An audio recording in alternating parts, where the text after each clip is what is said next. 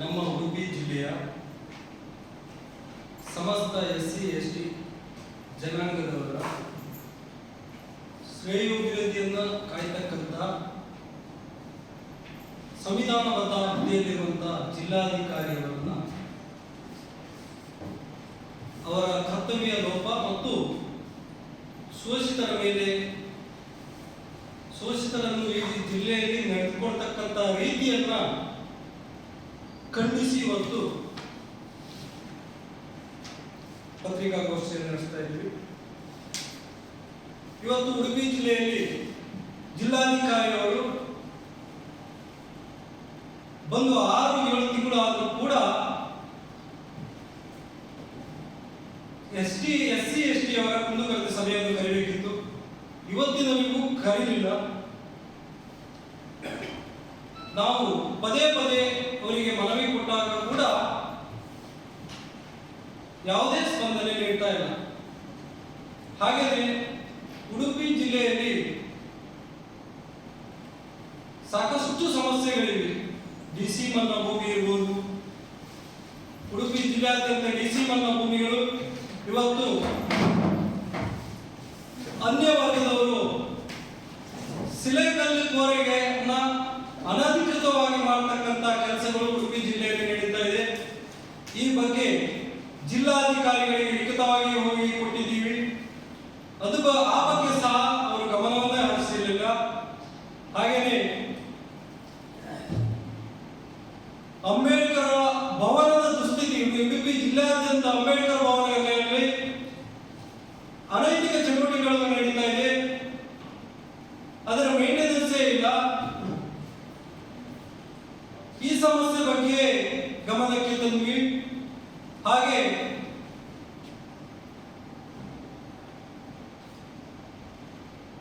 ಇತ್ತೀಚೆಗೆ ನಡೆದಂತ ಒಂದು ಪತ್ರಿಕಾ ಹೇಳಿಕೆ ಕೊರಗ ಜನಾಂಗದವರ ಮೇಲೆ ಲೇಖನ ಮಾಡುವುದರ ಮೂಲಕ ತುಳುನಾಡ ಸಂಸ್ಕೃತಿಯನ್ನು ಬಿಂಬಿಸಿ ಅಸ್ಪೃಶ್ಯತೆಯನ್ನು ಆಚರಣೆ ಮಾಡಲಾಗಿದೆ. ಆ ಶಬ್ದವನ್ನು ಸಹ ಬಳಸಿ ಲಿಖಿತವಾಗಿ ಆ ಶಬ್ದವನ್ನು ಬಳಸಿದ್ದರಿಂದ ಈ ಬಗ್ಗೆ ಕೊರಗ ಸಂಘಟನೆಗಳು ದೂರನ್ನು ಸಹ ಕೊಟ್ಟಿದ್ದಾರೆ ಎಸ್ಪಿ ಅವರಿಗೆ. ಆದರೂ ಕೂಡ ಇಷ್ಟು ದೊಡ್ಡ ಉಡುಪಿ ಜಿಲ್ಲೆಯಲ್ಲಿ ಅಸ್ಪೃಶ್ಯತೆ ಆಚರಣೆ ಆದರೂ ಕೂಡ ಜಿಲ್ಲಾಧಿಕಾರಿಯವರು ಕಣ್ಣು ಮುಚ್ಚಿ ಕುಳಿತಿದ್ದಾರೆ. ಪರಿಶಿಷ್ಟ ಜಾತಿ ಮತ್ತು ಪಂಗಡಗಳ ಧ್ವನಿಯಾಗಿ ಸಂಘಟನೆಗಳು ಕೊಟ್ಟಂತ ಮನವಿಯನ್ನ ಇವರು ಹೊರಗಡೆ ತಗೊಂಡು ಅವರನ್ನೇ ಒಂದು ತರ ಅಸ್ಪೃಶ್ಯರನ್ನಾಗಿ ನೋಡುವಂತಹ ಭಾವನೆ ಈ ಜಿಲ್ಲಾಧಿಕಾರಿಗಳಿದೆ. ಈ ಜಿಲ್ಲಾಧಿಕಾರಿಗಳು ಹಿಂದೆ ಎಡಿಸಿ ಆಗಿದ್ದವರು ಕೂಡ ಉಡುಪಿ ಜಿಲ್ಲೆಯಲ್ಲಿ ದಲಿತರ ವಿರೋಧಿ ಆಗಿದ್ದರು ಅನ್ನೋದಕ್ಕೆ ನಾನು ಹೇಳಲಿಕ್ಕೆ ಬಯಸ್ತೇನೆ. ಹಾಗೆ ನಾವಿವತ್ತು ಉಡುಪಿ ಜಿಲ್ಲೆಯ ಉಸ್ತುವಾರಿ ಸಚಿವರಿಗೆ ಮನವಿಯನ್ನು ಮಾಡ್ತಾ ಇದ್ದೀವಿ. ಏನು ಈ ಶೋಷಿತರ ಅಭಿವೃದ್ಧಿಯನ್ನು ಮಾಡಬೇಕಾದಂತಹ ಜಿಲ್ಲಾಧಿಕಾರಿಯವರು ತಮ್ಮೆಲ್ಲ ಅವರ ಅಧೀನದಲ್ಲಿ ಬರ್ತಕ್ಕಂಥ ಎಸ್ಪಿ ಅವರನ್ನಿರ್ಬೋದು ಅಥವಾ ತಹಸೀಲ್ದಾರ್ ಅವರನ್ನಿರ್ಬೋದು ಎಲ್ಲರನ್ನೂ ಕೂಡ ಇವತ್ತು ಅವರ ಕೈಗೊಂಬೆಗಳಾಗಿ ಕಟ್ಟಿ ಹಾಕಿರ್ತಕ್ಕಂಥದ್ದು ನೋಡ್ತಾ ಇದ್ದೀವಿ. ಇವತ್ತು ಪರಿಶಿಷ್ಟ ಜಾತಿಯವರು ಹಲವಾರು ವರ್ಷಗಳಿಂದಲೂ ಮರಳದ ಬಗ್ಗೆ ಕೇಳ್ತಾ ಇದ್ದಾರೆ. ರಿಸರ್ವೇಶನ್ ಮಾಡಿ ಅಂತ ಹೇಳ್ಕೊಂಡು ಯಾವ ರಿಸರ್ವೇಶನ್ ಅಲ್ಲಿ ಎಸ್ಸಿ ಎಸ್ಟಿ ಅವರಿಗೆ ಅಪಾಯಿಂಟ್ಮೆಂಟ್ ಮಾಡಿ ಇದೇ ಪ್ರಿಯಾಂಕಾ ಮೇಡಮ್ ಅವರು ಇಟ್ಟಿದ್ದಾರೆ. ಅಂತ ರಿಸರ್ವೇಶನ್ ಮರಳುವ ಧಕ್ಕೆಯಲ್ಲಿ ಅನಧಿಕೃತವಾಗಿ ಕೊಟ್ಟಿದ್ದಾರೆ. ಅನಧಿಕೃತವಾಗಿ ಮಾಡಲಿಕ್ಕೆ ಸಹಕಾರ ಕೊಟ್ಟಿದ್ದಾರೆ. ಪ್ರಥಮವಾಗಿ ಬಂದಂತ ಎಸ್ಪಿ ಅವರು ಇದಕ್ಕೆಲ್ಲ ಕಡಿವಾಣ ಹಾಕಿದ್ರು ಕೂಡ ಇದೇ ಡಿಸಿ ಅವರು ಅವರನ್ನ ಹ್ಯಾಂಡಲ್ ಮಾಡತಕ್ಕಂಥ ಕೆಲಸವನ್ನು ಮಾಡಿದ್ದಾರೆ. ಹಾಗೆಯೇ ಡಿಸಿ ಮನ್ನಾ ಭೂಮಿ ಇರ್ಬೋದು. ಇವತ್ತು 1978 ಅಮೆಂಡ್ಮೆಂಟ್ ಪ್ರಕಾರ, ಫಾರೆಸ್ಟ್ ಅಮೆಂಡ್ಮೆಂಟ್ ಪ್ರಕಾರ, ಸೆಂಟ್ರಲ್ ಅಮೆಂಡ್ಮೆಂಟ್ ಪ್ರಕಾರ 30% ರಿಸರ್ವ್ ರೆವಿನ್ಯೂ ಇರಬಹುದಂತ ಆಧಾರದ ಮೇಲೆ, ಸರ್ಕ್ಯುಲರ್ ಮೇಲೆ ಇವತ್ತು 75% ಡಿಸಿ ಮನ್ನಾ ಭೂಮಿಯನ್ನ ಫಾರೆಸ್ಟ್ ಅವರು ಅತಿಕ್ರಮಣ ಮಾಡಿಕೊಂಡಿದ್ದಾರೆ. ಫಾರೆಸ್ಟ್ ಅವರು ಅತಿಕ್ರಮಣ ಮಾಡಿಕೊಂಡು ಇಲಿಗಲ್ ಕ್ವಾರಿಗಳಿಗೆ ಈ ಡಿಸಿ ಮನ್ನಾ ಭೂಮಿಯನ್ನ ಕೊಟ್ಟಿದ್ದಾರೆ. ಹಾಗಾಗಿ ನಾವು ಇಂಥ ಭ್ರಷ್ಟ ಡಿಸಿ ಅವರನ್ನ ನಾವು ನೇರವಾಗಿ ಹೇಳ್ತೇವೆ.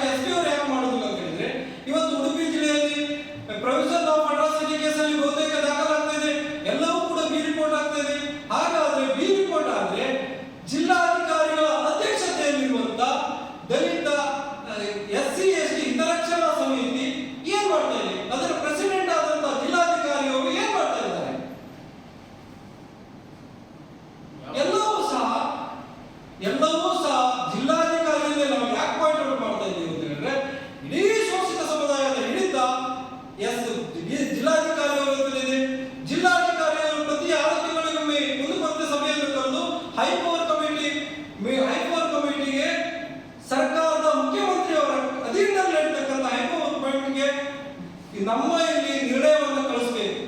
ಆ ನಿರ್ಣಯ ಅಲ್ಲಿ ರಿಸಲ್ಯೂಷನ್ ನಿರ್ಣಯವು ಪಾಸ್ ಆಗಬೇಕು.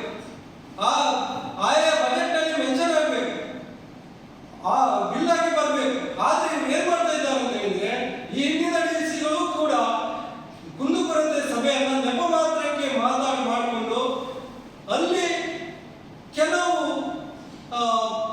ಸುಮ್ಮನೆ ಬಂದಂತಹ ಕೆಲವು ಸಿಂಪಲ್ ಅರ್ಜಿಗಳನ್ನ ಮನೆಗೆ ತೆಂಗಿನಕಾಯಿ ಬೀಳುವಂತದ್ದು ಇರ್ಬೋದು, ತೆಂಗಿನ ಮನೆಗೆ ಅಡ್ಡ ಇರುವಂತದ್ದು ಇರ್ಬೋದು, ಇಂಥ ಅರ್ಜಿಗಳಿಗೆ ಸಮಸ್ಯೆಗಳ ಬಗ್ಗೆ ಇವರು ಪಾಯಿಂಟ್ ಔಟ್ ಮಾಡಿಕೊಂಡು 2-3 ಗಂಟೆ ಅದರಲ್ಲೇ ಕಾರಣ ಕಳಿತ ಮೇಜರ್ ಆಗಿರತಕ್ಕಂತ ಎಲ್ಲಾ ಸಮಸ್ಯೆಗಳನ್ನ ಇವರು ಕಡೆಗಣಿಸ್ತಾ ಇದ್ದಾರೆ. ಇದು ಉದ್ದೇಶವಾಗಿ ಈ ಜಿಲ್ಲಾಧಿಕಾರಿಯವರದ್ದು ಉಡುಪಿ ಜಿಲ್ಲೆಯಲ್ಲಿ ಯಾರೇ SC/ST ಅವರು ಮನವಿ ಕೊಟ್ಟಿಗೆ ಹೋದ್ರೆ ಹೊರಗಡೆಯಿಂದ ನಿಲ್ಲಿಸಿಕೊಂಡು ಅವರನ್ನು ಕೇಳ್ಕೊಂಡು CCTV ಫುಟೇಜ್ ನೋಡಿ ಹೊರಗಡೆಯಿಂದ ಮನವಿ ತಕೊಂಡು ವಾಪಸ್ ಹೋಗ್ತಾರೆ.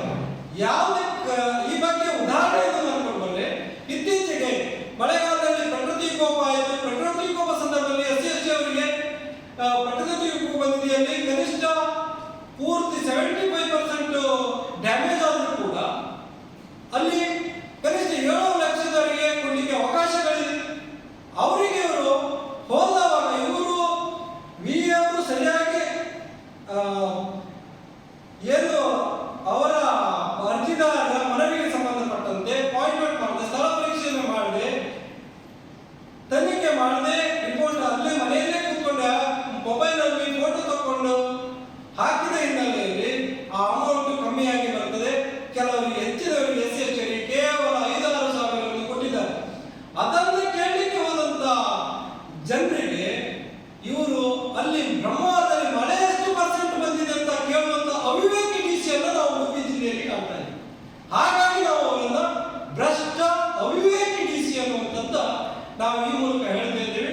ಹಾಗಾಗಿ ದಯವಿಟ್ಟು ತಮ್ಮ ಮಾಧ್ಯಮ ಮೂಲಕ ಇವತ್ತು ಹೇಳ್ತಾ ಇದ್ವಿ, ಉಸ್ತುವಾರಿ ಸಚಿವರಿಗೆ ಹೇಳ್ತಾ ಇದ್ವಿ, 1 ತಿಂಗಳ ಒಳಗಡೆ ಈ ಜಿಲ್ಲಾಧಿಕಾರಿಯನ್ನ ವರ್ಗಾವಣೆ ಮಾಡದೇ ಇದ್ದಲ್ಲಿ ಜಿಲ್ಲಾ ಉಸ್ತುವಾರಿ ಸಚಿವೆ ಲಕ್ಷ್ಮೀ ಹೆಬ್ಬಾಳ್ಕರ್ ಅವರ ಕಾರನ್ನ ಅಡ್ಡ ಹಾಕಿ ಅವರನ್ನು ಗೆರವು ಮಾಡ್ತೀವಿ ಅನ್ನುವಂತಹ ಸಂದೇಶವನ್ನ ಈ ಮೂಲಕ